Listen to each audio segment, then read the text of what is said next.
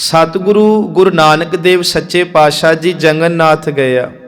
जगन्नाथ वो धरती आ, कहते शंकराचार्य के 4 मठां विचों एक मठ जगन्नाथ नूं कहा जाता है। ये वो धरती आ जिथे विश्वकर्मा जी ने कृष्ण की मूर्ति बनानी शुरू की, पर वो अधूरी रह गई, उसकी पूजा हुंदी आ।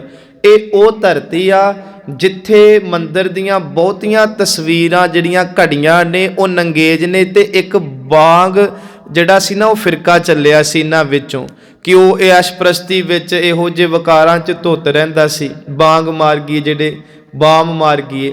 हुण चौथी ये गल इहदे विच आउंदी आ कि ये वो स्थान है जिथे कृष्ण जी दियां अस्थियां असीं कह लीए कि इत्थे रखियां होईयां ने इस टिकाणे ते। इहदा थोड़ा जिहा इतिहास मिलदा ते कृष्ण लाल एक राजा होया उस समय जिहदे अधीन सारा प्रबंध हुंदा सी, ਵੱਡੇ ਮੰਦਰ ਦਾ ਹੋਰ जो ਉਹਦੇ ਇਲਾਕੇ 'ਚ ਮੰਦਰ ਆਉਂਦੇ ਰਹੇ। ਇੱਥੇ ਹੁਣ ਗੁਰੂ ਬਾਬਾ ਸੱਚਾ ਪਿਤਾ ਜੀ ਜਦੋਂ ਸੰਗਲਾ ਦੀਪ ਦਾ ਸੀ ਇਤਿਹਾਸ ਸ਼ਰਵਣ ਕੀਤਾ, ਉੱਥੋਂ ਮਹਾਰਾਜ ਜੀ ਸੋਮਨਾਥ ਦਵਾਰਕਾ ਤੋਂ ਹੁੰਦੇ ਆ ਇਸ ਥਾਂ ਤੇ ਆ ਕੇ ਪੜਾ ਕਰਦੇ ਨੇ। ਇੱਥੇ ਗੁਰੂ ਸਾਹਿਬ ਜੀ ਉਸ ਮੰਦਰ ਦੇ ਬਾਹਰ ਆ ਕੇ ਬਹਿੰਦੇ ਆ। ਇੱਥੇ ਹਰ ਰੋਜ਼ ਦੇ ਨੇਮ ਦੇ ਅਨੁਸਾਰ ਜਗਨਨਾਥ ਦੀ ਆਰਤੀ ਕੀਤੀ ਜਾਂਦੀ ਆ। ਵੇਖੋ शब्द हिंदुस्तान च प्रचलित सी, पर बाबे ने उस शब्द के अर्थ अपने हिसाब नाल कीते। जगन्नाथ हिंदू मत अज भी तुसी पुछो किनू कहने हो तो वो कहणगे कृष्ण जी नू कहने आ, क्योंकि एक उन्हां दा इलाका है, उत्थे मंदिर है उन्हां दे नाम ते। पर जे गुरु नानक दी बाणी नू पुछो जां गुरु दे सिद्धांतां नू ते महाराज कहंदे जिहड़ा जगत दा नाथ है, जिन्हें सारे संसार नू बनाया है, वो केवल एक मूर्ति ते जां किसी खित्ते तक सीमित नहीं हो सकदा। ਤੇ ਫਿਰ ਜਦੋਂ ਆਰਤੀ ਕੀਤੀ ਜਾਂਦੀ ਆ, ਬਕਾਇਦਾ ਆਰਤੀ ਦੱਸੀ ਕਿਵੇਂ ਕਿਵੇਂ ਕਰਦੇ ਆ, ਉਹ ਲੰਮਾ ਹੋ ਜਾਏਗਾ। ਤੇ ਕਹਿੰਦੇ ਆ ਕਿ ਸ਼ਾਮਾਂ ਦੀ ਆਰਤੀ ਹੋਈ। ਹੁਣ ਸਾਰਿਆਂ ਨੂੰ ਪਤਾ ਸੀ ਕਿ ਗੁਰੂ ਨਾਨਕ ਦੇ ਪਿਤਾ ਮਹਾਰਾਜ ਆਪਣੇ ਜਦੋਂ ਕਹਿ ਲਈਏ ਕਿ 3 ਬੇਦੀਆਂ ਕੀ ਕੁਲ ਵਿਖੇ ਪ੍ਰਗਟੇ ਨਾਨਕ ਰਾਏ ਕੀ ਹੈ ਤੇ ਖੱਤਰੀਆਂ ਚੋਂ, ਪਰ ਆਰਤੀ 'ਚ ਸ਼ਾਮਲ ਨਹੀਂ ਹੋਏ। ਨਾਲ ਸਿੱਖ ਭਾਈ ਮਰਦਾਨਾ ਜੀ ਗੁਰੂ ਸਾਹਿਬ ਦੇ। ਤੇ ਜਿੱਥੇ ਮਾਲ ਸੱਚੇ ਪਿਤਾ ਬੈਠੇ ਸੀ ਨਾ, ਇੱਥੇ ਅੱਜ ਗੁਰਦੁਆਰਾ ਜੀ ਮੰਗੂ ਮੱਠ ਕਰਕੇ। ਇਹ ਗੱਲਾਂ ਦਾ ਤੁਸੀਂ ਧਿਆਨ ਰੱਖਣਾ, ਕਿਉਂਕਿ ਸਾਖੀ ਅਸੀਂ ਸੁਣ ਲੈਂਦੇ ਹੁੰਦੇ ਆ ਅਕਸਰ। ਇੱਥੇ ਮਹਾਰਾਜ ਜਦੋਂ ਬੈਠੇ ਤੇ ਆਰਤੀ ਸਾਰੀ ਜਦੋਂ ਸਮਾਪਤੀ ਹੋਈ ਤੇ ਵੱਡਾ ਪੰਡਤ ਚੱਲ ਕੇ ਮਹਾਰਾਜ ਕੋਲ ਆਇਆ, ਕਹਿੰਦਾ ਕਿ ਜਗਤ ਦੇ ਨਾਥ ਦੀ ਆਰਤੀ ਤੁਸੀਂ ਸ਼ਾਮਲ ਨਹੀਂ ਹੋਏ, ਲੱਗਦੇ ਤੁਸੀਂ ਕੋਈ ਫਕੀਰ ਹੋ, ਦਰਵੇਸ਼ ਹੋ। ਸਤਿਗੁਰੂ ਗੁਰੂ ਨਾਨਕ ਦੇ ਮਹਾਰਾਜ ਕਹਿੰਦੇ ਜਿਹੜਾ ਜਗਤ ਦਾ ਨਾਥ ਹੋਵੇ ਨਾ, ਉਹ ਮੰਦਰਾਂ 'ਚ ਕੈਦ ਹੋ ਕੇ ਨਹੀਂ ਰਹਿੰਦਾ। ਜਗਤ ਦਾ ਨਾਥ ਤਾਂ ਪਰਮੇਸ਼ਰ ਹੈ, ਤੇ ਕਿਸ ਆਰਤੀ ਦੀ ਤੁਸੀਂ ਗੱਲ ਕਰਦੇ ਹੋ? ਰੱਬ ਦੀ ਆਰਤੀ ਤੇ ਰੱਬ ਖੁਦ ਕਰਦਾ ਪਿਆ। ਤੇ ਆਓ ਉਸ ਆਰਤੀ ਨੂੰ ਆਪਾਂ ਰਲ ਕੇ ਗਾਈਏ। फिर उत्थे मज ने शब्द उचारिया सी, गगन में थाल राव चंद दीपक बने, तारका मंडल जनक मोती, धूप मल आन लो पवन चबरो करे, सगल बन राय फुलंत ज्योति। कैसी आरती होए पवखंडना तेरी आरती, अनहता शब्द वाजंत पेरी रहाओ। आ तुका ध्यान नाल सुनियो। सहस तव नैन नैन है तोहे को, सहस मूर्त नना एक तोही, सहस पद विमल नन एक पद गंध बिन, सहस तव गंध इव चलत मोही। ये मैं तां तुका कहियां कि इहदा प्रभाव पिया सी कृष्ण लाल दी अज भी संतान कोल ये मंदिरां दा कह लो कि प्रबंध है, अज तक उन्हां दे कोले चलदा आंदिया। ते जदों गुरु बाबे ने कई महीने उत्थे रह के परमेश्वर दा प्रचार कीता, सारी उम्मत नूं मूर्तियां दी पूजा तो चुक के रब दी पूजा नाल जोड़िया, सच्ची आरती नाल जोड़िया। कहंदे बड़ा इकट्ठ गुरु बाबे दे चरणां च होण लगा। इत्थे ही महाराज जो असी अज बेनती करनी कि एक पा जो खेडदे आ वैष्णव भगत दा, पर असी पहला इनू कंप्लीट करिए। जिहड़ा असी ये बचन पढ़िया ना, सहस तव नैन, सहस कहंदे ने हजार नूं कि परमात्मा जी तेरियां हजारां अखां ने, भाव कि तू सारियां च वसदा, पर जदों मैं तैनूं गहराई च वेखदा ते तेरी कोई भी नैन नहीं। सहस तव नैन नन नैन है तोहे को।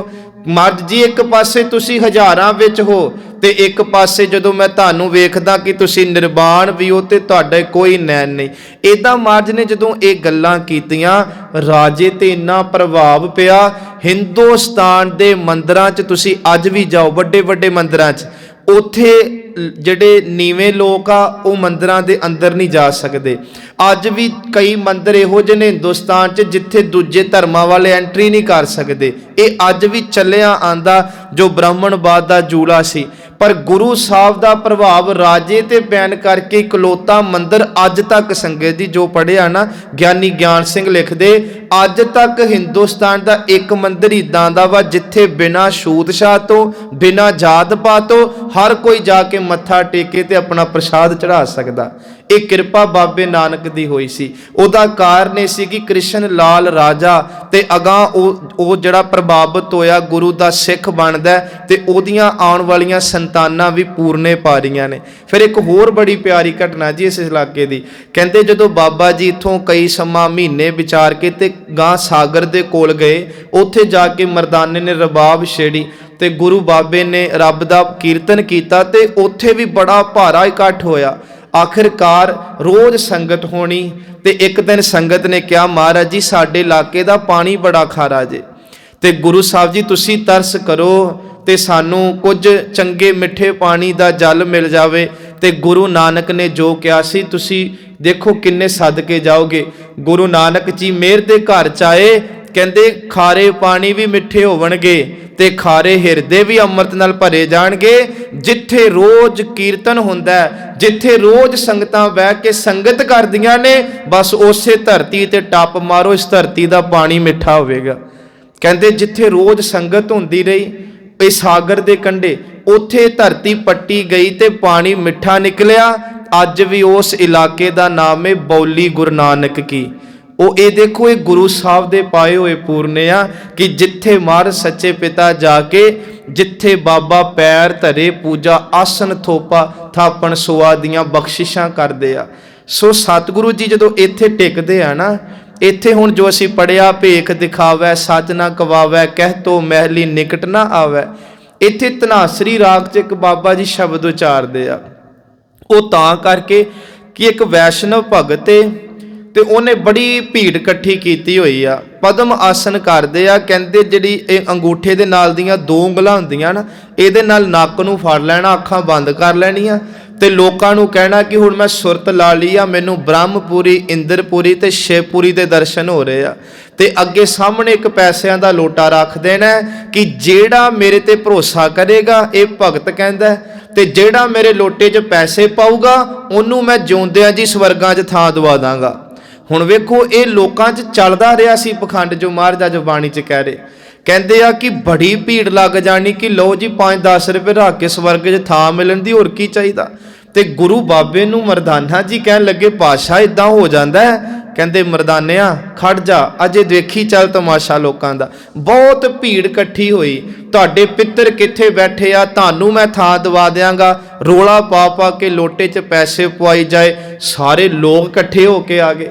ਗੁਰੂ ਨਾਨਕ ਦੇ ਮੱਝ ਕਹਿੰਦੇ ਆ ਮਰਦਾਨਿਆ ਹੁਣ ਸਾਡੇ ਵੀ ਜਾਣ ਦਾ ਵੇਲਾ ਆ ਗਿਆ ਇਸ ਭੀੜ 'ਚ। ਬਾਬਾ ਜੀ ਗਏ, ਇਹ ਕੀ ਕਰਦਾ ਹੈ ਕਿ ਵਿੱਚ ਵਿੱਚ ਅੱਖਾਂ ਖੋਲ ਕੇ ਵੇਖਦਾ ਕਿ ਲੋਟੇ 'ਚ ਪੈਸੇ ਆ ਰਹੇ ਆ। ਹੋਰ ਫਿਰ ਉੱਚੀ ਉੱਚੀ ਰੇਕਾਂ ਲਾ ਕੇ ਵਿਰਾਗ ਦੀਆਂ ਗੱਲਾਂ ਕਰਕੇ ਉਤਸ਼ਾਹਤ ਗੱਲਾਂ ਕਰਕੇ ਲੋਕਾਂ ਨੂੰ ਭਰਮਾਉਂਦਾ। ਕਹਿੰਦੇ ਗੁਰੂ ਬਾਬੇ ਨੇ ਕਿਹਾ ਮਰਦਾਨਿਆ ਕੁਝ ਨਹੀਂ ਕਰਨਾ, ਇਹਦਾ ਲੋਟਾ ਚੱਕਦੇ ਤੇ ਪਿੱਠ ਪਿੱਛੇ ਰੱਖਦੇ। ਸਤਿਗੁਰੂ ਸੱਚੇ ਪਿਤਾ ਜੀ ਇਹ ਉੱਥੇ ਖਾਸ ਰਸ ਕਹਿ ਲੋ ਖੇਡ ਖੇਡਦੇ ਆ ਭੀੜ ਦੇ ਵਿੱਚ। ਤੇ ਮਹਾਰਾਜ ਨੇ ਸਾਰਿਆਂ ਨੂੰ ਇਸ਼ਾਰਾ ਕੀਤਾ ਅਸੀਂ ਬੋਲੀਏ ਤੇ ਬੋਲਣਾ, ਤੁਸੀਂ ਕੁਝ ਨਹੀਂ ਬੋਲਣਾ। ਕਹਿੰਦੇ ਆ ਕਿ ਹੁਣ ਆ ਜਿਹੜਾ ਵਿੱਚ ਵਿੱਚ ਅੱਖਾਂ ਖੋਲ ਕੇ ਵੇਖਦਾ ਸੀ ਕਿ ਹੁਣ ਵੇਖਿਆ ਤੇ ਅੱਗੇ ਪੈਸਿਆਂ ਦਾ ਲੋਟਾ ਹੀ ਨਹੀਂ ਹੈਗਾ। ਹੁਣ ਅੱਗ ਬਬੂਲਾ ਹੋ ਗਿਆ, ਮਣਾ ਸਾਰੇ ਪੈਸੇ ਲੈ ਕੌਣ ਗਿਆ। ਤੇ ਉੱਚੀ ਜਾਣੀ ਪਤਾ ਹੀ ਕਹਿੰਦਾ ਮੈਂ ਸ਼ਰਾਪ ਦੇ ਦਿਆਂਗਾ, ਮੇਰਾ ਲੋਟਾ ਦੱਸ ਦੋ ਕਿੱਥੇ ਆ। ਹੁਣ ਮੇਰਾ ਬਾਬਾ ਨਾਨਕ ਬੋਲਿਆ ਕੁਝ ਮਿੰਟ ਪਹਿਲਾਂ ਤੂੰ ਕਹਿ ਰਿਹਾ ਮੈਨੂੰ ਸ਼ਿਵਪੁਰੀ, ਮੈਨੂੰ ਬ੍ਰਹਮਪੁਰੀ, ਮੈਨੂੰ ਇੰਦਰਪੁਰੀ ਦੇ ਦਰਸ਼ਨ ਹੋ ਰਹੇ। ਮਣਾ ਇਸੇ ਪੁਰੀ 'ਚ ਹੀ ਆ, ਲੋਟਾ ਕਿਤੇ ਮਾਰ ਧਿਆਨ ਤੇ ਲੋਟਾ ਵੀ ਤੇਰੇ ਧਿਆਨ 'ਚ ਆ ਜੇ। ਇਹ ਸਾਖੀ ਸਾਡੀ ਰਹਿੰਦੀ ਦੁਨੀਆ ਤੱਕ ਕੰਮ ਆਉਣ ਵਾਲੀ ਆ। ਜਿਹੜੇ ਜਾ ਕੇ ਮਿਹਨਤਾਂ ਕਰਨੀਆਂ ਨਹੀਂ, ਸਾਰੀ ਦਿਹਾੜੀ ਬੈੱਡ ਤੋੜਨੇ ਤੇ ਜਾ ਕੇ ਬਾਬੇ ਨੂੰ ਹੱਥ ਵਿਖਾਉਣੇ, ਵੇਖਿਓ ਵੀਜ਼ਾ ਲਿਖਿਆ ਅਮਰੀਕਾ ਦਾ। ਤੇ ਮਹਾਰਾਜ ਕਹਿੰਦੇ ਇਹਨਾਂ ਨੂੰ ਘਸਾਲ ਹੈ ਮਾਸਾ, ਮਿਹਨਤ ਕਰ, ਉੱਠ ਕੇ ਕੋਈ ਤਰੱਕੀ ਵਾਲੇ ਰਾਹ ਤੇ ਤੁਰ। ਤੂੰ ਵਿਖਾ ਕੇ ਹੱਥ ਨਗ ਪਵਾਲੇ ਉਂਗਲੀਆਂ ਤੇ ਤਵੀਦ ਪਵਾਲੇ ਗਲਾਂ 'ਚ ਤੇ ਕਹਿਣਾ ਮੇਰਾ ਕੰਮ ਬਣ ਜਾਏਗਾ। ਨਹੀਂ, ਮਹਾਰਾਜ ਨੇ ਇਦਾਂ ਦੇ ਨਹੀਂ ਬਣਾਏ, ਸਾਨੂੰ ਮਿਹਨਤੀ ਬਣਾਏ ਆ। ਸਤਿਗੁਰੂ ਪਾਤਸ਼ਾਹ ਕਹਿੰਦੇ ਕਿਸਮਤ ਨੂੰ ਜਿੱਤਣ ਵਾਲੇ ਤੁਹਾਨੂੰ ਮੈਂ ਬਣਾ ਕੇ ਗਿਆ। ਅੱਜ ਵੀ ਬੜੇ ਉਹ ਜਿਹੜੇ ਕਹਿੰਦੇ ਲੋਟੇ 'ਚ ਲੋਟਾ ਕੀ ਬਣ ਗਿਆ। ਸਾਡੇ ਅੱਜ ਦੇ ਜਿਹੜੇ ਕੈਬਨ ਨੇ ਉਹ ਲੋਟਾ ਬਣ ਗਏ ਨੇ।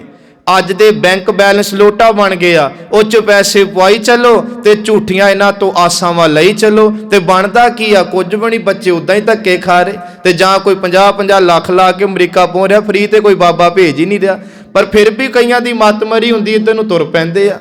ਸਤਿਗੁਰੂ ਰਹਿਮਤ ਵਰਤਾਏ ਕਿ ਇਹੋ ਜਿਹੀਆਂ ਸਾਖੀਆਂ ਸੁਣਨ ਲਈ ਨਹੀਂ ਹੈ, ਕਮਾਈਆਂ ਕਰੀਏ ਨਾ ਸਾਖੀਆਂ ਤੇ, ਕਿ ਮਹਾਰਾਜ ਅੱਜ ਤੇ ਨਹੀਂ ਸਾਨੂੰ ਇਹੋ ਜਿਹੇ ਲੋਟੇ ਲੈ ਕੇ ਲੋਕੀ ਭਰਮਾ ਰਹੇ ਸਾਨੂੰ। ਹੁਣ ਦੇਖੋ ਗੁਰੂ ਬਾਬੇ ਨੇ ਜਦੋਂ ਇੰਨੀ ਗੱਲ ਕਹੀਏ, ਕਿਉਂਕਿ ਇਹਨਾਂ ਕੋਲ ਦੋ ਗੱਲਾਂ ਹੁੰਦੀਆਂ ਨੇ। ਪਹਿਲਾਂ ਤੁਹਾਨੂੰ ਪਿਆਰ ਨਾਲ ਆਪਣੇ ਝਾਂਸੇ 'ਚ ਲੈਣਗੇ, ਜਦੋਂ ਤੁਸੀਂ ਕੰਨੀ ਕਤਰਾਓ ਤੇ ਤੁਹਾਨੂੰ ਡਰਾਵੇ ਦੇਣਗੇ, ਤੇ ਬੰਦਾ ਡਰ ਜਾਂਦਾ ਭੋਲਾ ਕਿ ਯਾਰ ਦੇ ਕੇ 10,000 ਖਹਿੜਾ ਛਡਾਓ, ਐਵੇਂ ਸ਼ਰਾਬ ਲੈਣਾ ਬਾਬੇ ਦਾ। ਇਹ ਖੁਸਰਿਆਂ ਦੇ ਵੀ ਸਾਡੇ ਤੇ ਇਦਾਂ ਹੀ ਪ੍ਰਭਾਵ ਪਾਇਆ। ਲੋ ਜੀ ਇਹਨਾਂ ਦਾ ਸ਼ਰਾਬ ਨਾ ਲਿਓ, ਉਹ ਜਿਹੜੇ ਆਪ ਹੀ ਸ਼ਰਾਬੇ ਹੋਣ ਤੁਹਾਨੂੰ ਕੀ ਸ਼ਰਾਬ ਦੇ ਦੇਣਗੇ। ਤੁਸੀਂ ਬਾਬੇ ਨਾਨਕ ਤੋਂ ਵੱਡੇ ਨਹੀਂ ਹੋ ਸਕਦੇ। ਬਾਬੇ ਦੇ ਭੈ 'ਚ ਰਹਿਣ ਦੀ ਜ਼ਿੰਦਗੀ ਸਿੱਖੀਏ। ਮੈਂ ਜੋ ਬੋਲ ਰਿਹਾ ਉਹਨੂੰ ਵਿਸ਼ੇ 'ਚ ਰਹਿ ਕੇ ਬੋਲਦਾ ਪਿਆ। ਗੁਰੂ ਸਾਹਿਬ ਸੱਚੇ ਪਿਤਾ ਕਹਿੰਦੇ ਮਾਰ ਧਿਆਨ ਮਾੜਾ ਜਾ, ਇੱਥੇ ਹੀ ਕਿਤੇ ਹੀ ਆ ਲੋਟਾ, ਤੇਰਾ ਧਿਆਨ 'ਚ ਆਵੇ। ਕਹਿੰਦਾ ਮੈਂ ਸਭ ਕੁਝ ਤੈਸ਼ ਨੈਸ਼ ਕਰ ਦਿਆਂਗਾ। ਗੁਰੂ ਬਾਬਾ ਜੀ ਕਹਿੰਦੇ ਗੱਲ ਸੁਣ, ਕਾਲ ਨਾਹੀ ਜੋਗ ਨਾਹੀ ਨਾਹੀ ਸਤ ਕਾ ਢੱਬ। ਕਹਿੰਦੇ ਕੋਈ ਢੱਬ, ਢੱਬ ਸ਼ਬਦ ਵੇਖੋ ਪੰਜਾਬੀ ਦਾ ਵੇ ਸੌਖਾ ਜਾ, ਕਿ ਇਹ ਕੋਈ ਢਾਬੇ ਕੋਈ ਤਰੀਕਾ ਏ। ਦੋ ਗੱਲਾਂ ਕਹੀਆਂ ਮਹਾਰਾਜ ਨੇ, ਸਤ ਤੇ ਜੋਗ। ਨਾ ਇਹ ਕਲਯੁਗ ਦਾ ਸਮਾਂ ਹੈ ਕਿ ਚੌਂਕੜਾ ਮਾਰ ਕੇ ਅੱਖਾਂ ਮੀਜ ਕੇ ਲੋਕਾਂ ਨੂੰ ਭਰਮਾਓ, ਇਦਾਂ ਨਾ ਰੱਬ ਮਿਲਣਾ ਨਾ ਕਿਰਦਾਰ ਉੱਚੇ ਹੋਣੇ ਆ। ਇਹ ਹੋ ਸਕਦਾ ਬੰਧਨਾਂ 'ਚ ਪੀੜਿਆ ਜਾਏਗਾ ਤੇ ਔਖਾ ਹੋ ਕੇ ਸੰਸਾਰ ਤੋਂ ਜਾਏਗਾ। ਗੁਰੂ ਜੀ ਕਹਿੰਦੇ ਥਾ ਨਸ਼ਟ ਜਗ ਭ੍ਰਸ਼ਟ ਹੋਏ, ਇਹੋ ਜੇ ਪਖੰਡ ਕਰਕੇ ਪਖੰਡ ਦੇ ਮਗਰ ਲੱਗਿਆ, ਇੱਕ ਨਹੀਂ ਸਾਰਾ ਸੰਸਾਰ ਹੀ ਮਾਰਜ ਕਹਿੰਦੇ ਭ੍ਰਿਸ਼ਟਾ ਗਿਆ। ਇਹ ਬਾਬਾ ਬਾਣੀ 'ਚ ਸ਼ਬਦ ਵਰਤਦਾ, ਥਾ ਨਸ਼ਟ ਜਗ ਭ੍ਰਿਸ਼ਟ ਹੋਏ ਡੂਬਤਾ ਏ ਜਗ। ਮਾਰਜ ਨੇ ਆਪਣਾ ਸਿਧਾਂਤ ਰੱਖਿਆ ਜੀ, ਕੱਲ ਮੈਂ ਰਾਮ ਨਾਮ ਸਾਰ। ਸੁਣੋ ਭਗਤ ਜੀ, ਏਦਾਂ ਭਰਮਾ ਕੇ ਲੋਕਾਂ ਨੂੰ ਸਵਰਗਾਂ ਦੇ ਥਾਂ ਨਹੀਂ ਮਿਲਦੇ। ਜੇ ਸੱਚ ਦਾ ਨਾਮ ਜਪਾਂਗੇ ਕਲਯੁਗ ਦੇ ਅੰਦਰ, ਤੇ ਸੱਚ ਐਵੇਂ ਕੱਲ ਮੈਂ ਰਾਮ ਨਾਮ ਸਾਰ, ਇਹ ਪਰਮੇਸ਼ਰ ਦਾ ਨਾਮ ਹੀ ਕਲਯੁਗ 'ਚ ਗਤਿਆ ਦਵਾਊਗਾ। ਇਹੀ ਨਾਮ ਸਾਡੂ ਸੁਰਖਰੂ ਕਰੂਗਾ ਆਤਮਾ ਕਰਕੇ। ਗੁਰੂ ਜੀ ਕਹਿੰਦੇ ਕੱਲ ਮੈਂ ਰਾਮ ਨਾਮ ਸਾਰ, ਅੱਖੀ ਤਾਂ ਮੀਟੈ ਨਾਕ ਪਕੜੈ, ਅੱਖਾਂ ਬੰਦ ਕਰਦਾ ਨੱਕ ਨੂੰ ਘੁੱਟ ਕੇ ਫੜਦਾ। ਧਿਆਨ ਰੱਖੋ ਇਸ ਗੱਲ ਦਾ। ਘਟਨਾ ਦਿੱਲੀ ਹੋਵੇ, ਅਸੀਂ ਆਪਣੇ ਪਿੰਡ 'ਚ ਕਹੀਏ ਮੈਂ ਬੜਾ ਸੱਚ ਬੋਲਦਾ, ਇਹ ਸੱਚ ਕੰਮ ਨਹੀਂ ਆਉਣਾ। ਇਹ ਬਾਬਾ ਨਾਨਕ ਹੀ ਸੀ ਜਿਹੜਾ ਅੱਖਾਂ 'ਚ ਅੱਖਾਂ ਪਾ ਕੇ ਸਾਹਮਣੇ ਬਹਿ ਕੇ ਤੇ ਉਸ ਥਾਂ ਤੇ ਸੱਚ ਬੋਲਦਾ ਪਿਆ, ਜਿਹੜੇ ਥਾਂ ਨੂੰ ਉਸ ਸਮੇਂ ਉਸ ਮੱਤ ਦਾ ਗੜ ਕਹਿੰਦੇ ਆ। ਗੁਰੂ ਸਾਹਿਬ ਕਹਿੰਦੇ ਅੱਖੀ ਤਾਂ ਮੀਟੈ ਨਾਕ ਪਕੜੈ, ਕਾਹਦੇ ਲਈ? ਠੱਗਣ ਕੋ ਸੰਸਾਰ। ਬਸ ਸੰਸਾਰ ਨੂੰ ਠੱਗਦਾ ਹੀ ਪਿਆ, ਪੱਲੇ ਤੇਰੇ ਕੁਝ ਨਹੀਂ ਹੈਗਾ। ਹੁਣ ਦੋ ਅਗਲੀਆਂ ਤੁਕਾਂ ਸੁਣਿਓ। ਗੁਰੂ ਜੀ ਕਹਿੰਦੇ ਆਂਟ ਛੇਤੀ ਨਾਕ ਪਕੜੈ, ਸੂਝ ਤੇ ਤਿੰਨ ਲੋ। ਤੂੰ ਕਹਿੰਦਾ ਮੈਨੂੰ ਤਿੰਨ ਲੋਹ ਦੇ ਦਰਸ਼ਨ ਹੋ ਰਿਹਾ, ਤਿੰਨ ਲੋਕਾਂ ਦੇ ਦਰਸ਼ਨ ਹੋ ਰਿਹਾ, ਇੰਦਰਪੁਰੀ ਬ੍ਰਹਮਪੁਰੀ ਸੇਪੁਰੀ। ਪਰ ਮਹਾਰਾਜ ਕਹਿੰਦੇ ਮਗਰ ਪਾਛੈ ਕੱਛ ਨਾ ਸੂਝੈ। ਤੇਰੀ ਪਿੱਠ ਪਿੱਛੇ ਕੀ ਹੋ ਰਿਹਾ ਤੈਨੂੰ ਪਤਾ ਹੀ ਨਹੀਂ ਹੈਗਾ। ਮਗਰ ਪਾਛੈ ਕੱਛ ਨਾ ਸੂਝੈ ਪਦਮਾ ਲੋ। ਕਹਿੰਦੇ ਤੂੰ ਤਿੰਨ ਪੁਰੀਆਂ ਦੀ ਗੱਲ ਕਰਦਾ, ਆ ਕੁਝ ਸਕੇਅਰ ਫੋਟੀ ਪਿੱਛੇ ਤੇਰੇ ਲੋਟਾ ਪਿਆ, ਧਿਆਨ 'ਚ ਤੇਰੇ ਲੋਟਾ ਹੀ ਨਹੀਂ ਆਇਆ। ਕਿਹੜੇ ਪੁਰੀਆਂ ਦੀ ਗੱਲ? ਵੇਖੋ ਬਾਬੇ ਦਾ ਤਰਕ। ਸਾਰੀ ਦੁਨੀਆ ਨੇ ਪਖੰਡ ਵੇਖ ਲਿਆ ਉਸ ਵੈਸ਼ਨਵ ਦਾ। ਗੁਰੂ ਜੀ ਕਹਿੰਦੇ ਖੱਤਰੀਆਂ ਤਾਂ ਧਰਮ ਛੋੜਿਆ, ਮਲੇਸ਼ ਭਾਖਿਆ ਗਈ, ਸ੍ਰਿਸ਼ਟ ਸਭ ਇੱਕ ਵਰਨ ਹੋਈ, ਸੱਚ ਇਵੇਂ ਧਰਮ ਕੀ ਗਤ ਰਹੀ। ਅਸ਼ਟ ਪੁਰਾਣ ਅਸ਼ਟ ਸਾਜ ਸਾਜ ਪੁਰਾਣ ਸੋਧੈ, ਕਰੈ ਵੇਦ ਅਭਿਆਸ, ਬਿਨ ਨਾਮ ਹਰ ਕੇ ਮੁਕਤ ਨਹੀਂ ਕਹੈ ਨਾਨਕ ਦਾਸ। ਗੁਰੂ ਨਾਨਕ ਜੀ ਕਹਿੰਦੇ ਜਿੰਨੇ ਮਰਜੀ ਕਰਮ ਕਾਂਡ ਕਰੀ ਚੱਲੋ, ਪਰ ਕਲਯੁਗ ਦੇ ਅੰਦਰ ਕੋਈ ਧਰਮ ਮਜ਼ਹਬ ਫਿਰਕੇ ਦਾ ਹੋਵੇ, ਚੰਗੇ ਅਮਲ ਸ਼ੁਭ ਕਰਮਾਂ ਨਾਲ, ਧੁਰ ਕੀ ਬਾਣੀ ਨਾਲ ਤੇ ਸੱਚੇ ਨਾਮ ਨਾਲ ਹੀ ਬੰਦ ਖਲਾਸੀ ਹੋ ਸਕਦੀ ਆ। ਇਹ ਜਗਨਨਾਥਪੁਰੀ ਦੀ ਘਟਨਾ ਹੈ ਜੀ, ਜੋ ਗੁਰੂ ਸਾਹਿਬ ਜੀ ਅੱਜ ਸਮਝਾ ਰਹੇ ਕਿ ਭੇਖ ਦਿਖਾਵੈ ਸੱਚ ਨਾ ਕਮਾਵੈ, ਕਹਿ ਤੋ ਮਹਿਲੀ ਨਿਕਟ ਨਾ ਆਵੇ। ਗੁਰੂ ਸਾਹਿਬ ਜੀ ਕਹਿੰਦੇ ਭੇਖ ਦਿਖਾਇਆ, ਲੋਕਾਂ ਨੂੰ ਕੇਵਲ ਗੱਲਾਂ ਨਾਲ ਹੀ ਕਹੀ ਜਾਣਾ ਸਾਨੂੰ ਪੁਰੀਆਂ ਦੇਖਦੀਆਂ, ਪੱਲੇ ਕੁਝ ਨਹੀਂ। ਮਹਾਰਾਜ ਕਹਿੰਦੇ ਹੋ ਜਿਆਂ ਤੋਂ ਆਪ ਬਚੋ, ਆਪਦੇ ਪਰਿਵਾਰ ਨੂੰ ਬਚਾਓ। ਸਾਧ ਸੰਗਤ, ਸਤਿਗੁਰੂ ਗੁਰੂ ਗ੍ਰੰਥ ਸਾਹਿਬ ਅੱਜ ਇਹ ਕਿਰਪਾ ਵੇ ਕਰਦੇ। ਇੱਕ ਘਟਨਾ ਹੋਰ ਆਪਾਂ 2-4 ਮਿੰਟ ਦੇ ਅੰਦਰ ਕਹਿ ਕੇ ਸਮਾਪਤੀ। ਗੁਰੂ ਨਾਨਕ ਜੀ ਇਹੋ ਜਿਹਾ ਹੀ ਭਰਮ ਤੋੜਨ ਦੇ ਲਈ ਨਾ, ਤੁਸੀਂ ਹੋ ਸਕਦਾ ਕਈਆਂ ਨੇ ਇਸ ਦਰਿਆ ਦੇ ਕਹਿ ਲਓ ਕਿ ਨਦੀ ਬੜੀ ਪਵਿੱਤਰ ਮੰਨੀ ਜਾਂਦੀ ਹਿੰਦੂ ਮਤ ਦੇ ਅੰਦਰ, ਨਰਮਦਾ ਨਦੀ। ਇੱਥੇ ਮਹਾਰਾਜ ਸੱਚੇ ਪਿਤਾ ਜੀ ਗਏ ਤੇ ਇੱਥੇ ਇੱਕ ਬੜਾ ਵੱਡਾ 5000 ਸਾਲ ਪੁਰਾਣਾ ਮੰਦਿਰ ਸੀ ਹਿੰਦੂ ਮਤ ਦਾ, ਉਹਨੂੰ ਓਅੰਕਾਰ ਮੰਦਿਰ ਕਹਿੰਦੇ। ਗੁਰੂ ਬਾਬੇ ਨੇ ਰਾਮਕਲੀ ਦੱਖਣੀ ਬਾਣੀ ਸਾਰੀ ਇਸ ਮੰਦਿਰ ਦੇ ਦੁਆਰੇ ਤੇ ਕਹਿ ਲੋ ਕਿ ਇਹ ਭਰਮ ਨੂੰ ਤੋੜਨ ਦੇ ਲਈ ਤੇ ਓਅੰਕਾਰ ਦੀ ਵਿਆਖਿਆ ਲਈ ਉਚਾਰਨ ਕੀਤੀ। ਇੱਥੋਂ ਇਸ ਮੰਦਿਰ ਦਾ ਨਾ ਇੱਕ ਪੰਡਤ ਸੀ, ਉਹ ਕੀ ਉਹਨੇ ਨਾ ਮੂਰਤੀ ਦਾ ਨਾਮ, ਹੁਣ ਇਹਨੂੰ ਕਿਉਂ ਕਹਿੰਦੇ ਓਅੰਕਾਰ ਮੰਦਿਰ, ਕਹਿੰਦੇ ਕਿ ਜਿਹੜਾ ਨਰਮਦਾ ਦਾ ਪਾਣੀ ਨਾ ਇਹਦੇ ਵਿੱਚੋਂ ਜਿਹੜੇ ਪੱਥਰ ਨਿਕਲਦੇ ਆ ਉਹਦੇ ਵਿੱਚ ਸ਼ਿਵਲਿੰਗ ਦੇ ਕਹਿ ਲੋ ਕੋਈ ਚਿੱਤਰ ਬਣੇ ਹੁੰਦੇ ਆ, ਉਹਦੇ ਚੋਂ ਇੱਕ ਪੱਥਰ ਇਹਨਾਂ ਨੇ ਓਅੰਕਾਰ ਮੂਰਤੀ ਦਾ ਟਿਕਾਇਆ। ਤੇ ਜਦੋਂ ਬੱਚਿਆਂ ਨੂੰ ਵੀ ਪੜ੍ਹਾਉਂਦੇ ਆ ਤੇ ਉਹਨਾਂ ਦੀ ਸਲੇਟ ਦੇ ਉੱਤੇ ਨਾਮ ਤੇ ਓਅੰਕਾਰ ਪਾਉਂਦੇ ਆ, ਪਰ ਉਹਨਾਂ ਨੂੰ ਸੁਰਤ 'ਚ ਇਹ ਕਹਿੰਦੇ ਆ ਕਿ ਮੂਰਤੀ ਹੀ ਓਅੰਕਾਰ ਹੈ। ਕਹਿੰਦੇ ਗੁਰੂ ਬਾਬਾ ਜੀ ਇੱਥੇ ਗਏ ਮਰਦਾਨਾ ਨਾਲ।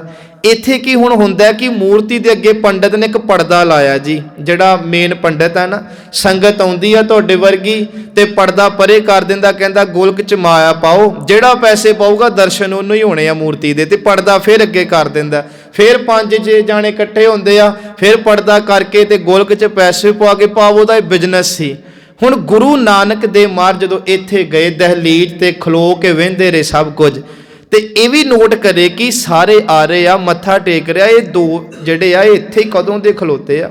ਗੁਰੂ ਨਾਨਕ ਦੇਵ ਮਹਾਰਾਜ ਸੱਚੇ ਪਿਤਾ ਕੋਲ ਆਪ ਪੰਡਤ ਜੀ ਚੱਲ ਕੇ ਆਏ, ਕਹਿੰਦੇ ਤੁਸੀਂ ਨਹੀਂ ਦੇਖਣੇ, ਮੱਥਾ ਨਹੀਂ ਟੇਕਣਾ ਤੁਸੀਂ। ਗੁਰੂ ਸਾਹਿਬ ਕਹਿੰਦੇ ਕਿਹਨਾਂ ਦਾ? ਕਹਿੰਦੇ ਓਅੰਕਾਰ ਮੂਰਤੀ ਦਾ।